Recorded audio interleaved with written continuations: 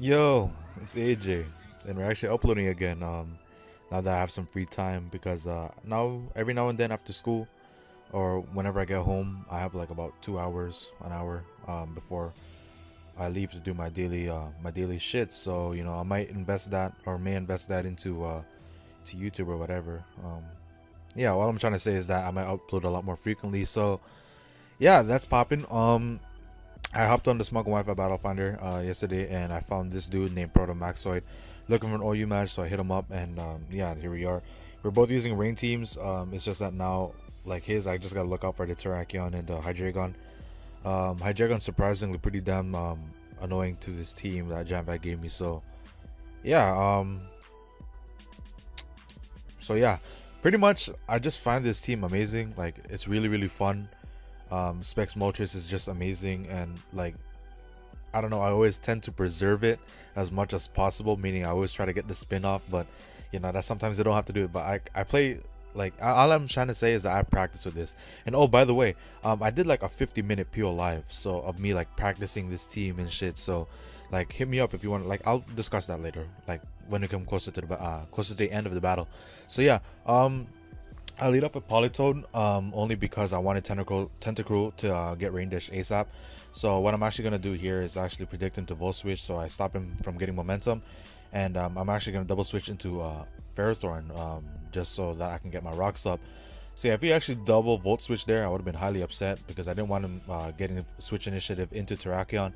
But now he's actually going to Volt Switch out into his Skarmory. I'm actually going to get my rocks, which is what I wanted initially. And now I'm actually just going to go for the lead seed, as he actually lays up a layer of spikes. So going for lead seed there was, I think, the most optimal play at the moment, at the time. Sorry, because I just want to regain all the health that burn damage gave.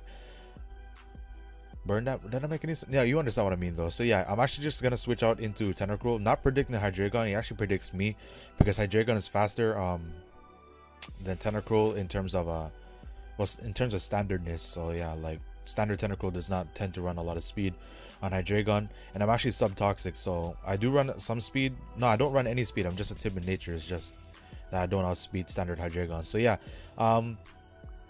so since I can't do anything to that Hydreigon, especially behind the sub, which is what I predicted it to be, just in case, like I was just like in my head, I was like, if this thing subs up, I'm in trouble. So it's good that I actually went into Polytoad. He actually pulls out the Charge Beam, which is really cool. I mean, he has a special attack raise, and now this Hydreigon is a little bit more threatening, but not really, because I got the Parasong up. So he's actually going to go for the Dragon Pulse. I stayed in because I knew I can take it, and I just wanted to waste a Parasong turn. I could have gone into the Ferrothorn, but on the off chance he may have predicted that, because he already predicted me to switch out, I believe. Well, I think so. I'm not sure, because this guy was talking like he was pretty good. So yeah, so yeah, I'm actually just gonna make a switch out into Ferrothorn, anticipating the next Dragon Pulse.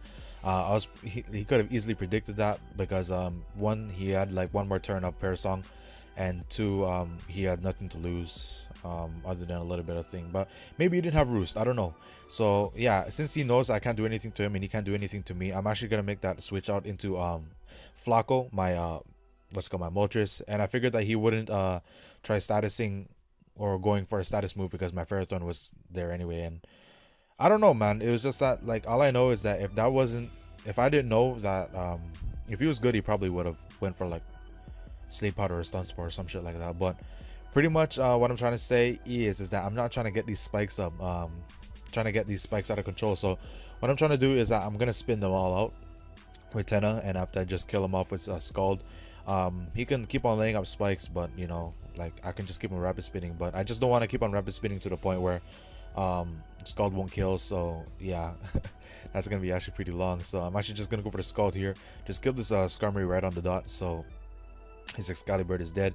I'm actually just gonna sack Polytoad so I can get the switch initiative instead of him getting switch initiative. So yeah, since he only had one spike up since I spun two away, Polytoad will be able to just die to the Volt Switch instead of just the hazard. So yeah, I'm actually just gonna bring in my Dragonite now, because since like Spikes doesn't touch multi-scale, I'll be able to live pretty much anything this guy wants to go for. I could have actually taken one without multi-scale, seeing how much damage that did. So I actually get to take him up with a banded Dragon Claw. Since his Skarmory is now dead, I can just set off an outrage whenever.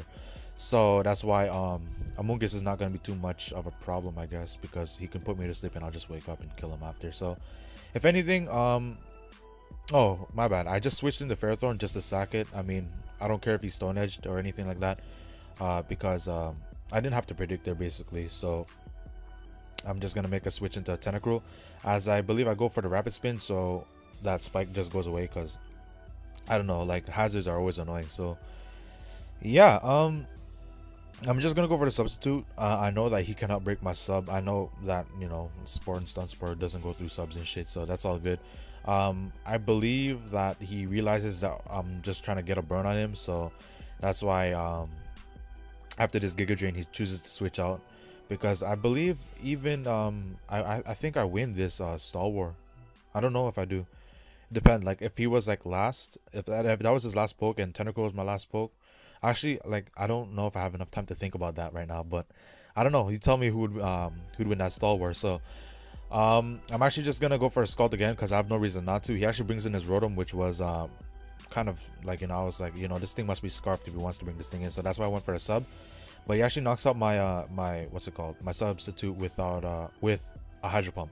So that's why I'm gonna go for the sub again, so I can dodge the Volt Switch and just keep on stalling and stalling again. So because I know his Terrakin is scarfed, and plus the Rain Dish I got up, I knew that I could live any one hit, even a super effective Earthquake, which he actually does end up going for.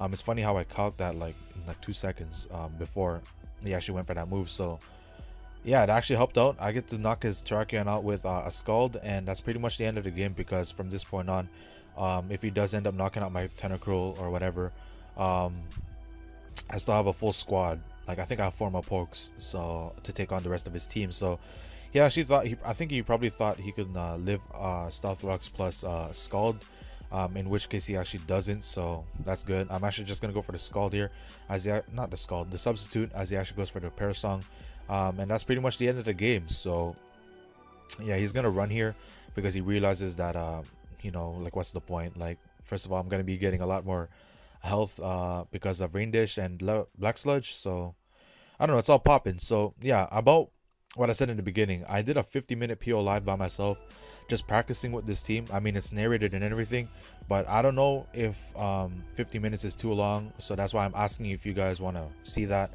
If you guys do want to see that, then just leave a comment like indicating that you do. And if you guys enjoyed this video, or if you guys do want to see the next PO live, please leave a like. If you're not already subscribed, subscribe if you enjoyed my video. And yeah, shout out to Jamvat because he gave me this team, and like I caught feelings for it. It was actually really good, because Specs Moltres, man, I really love that thing. In fact, like you'll see in future battles that this thing does work. So hope to see you guys keep on sporting and shit, and you guys take it easy.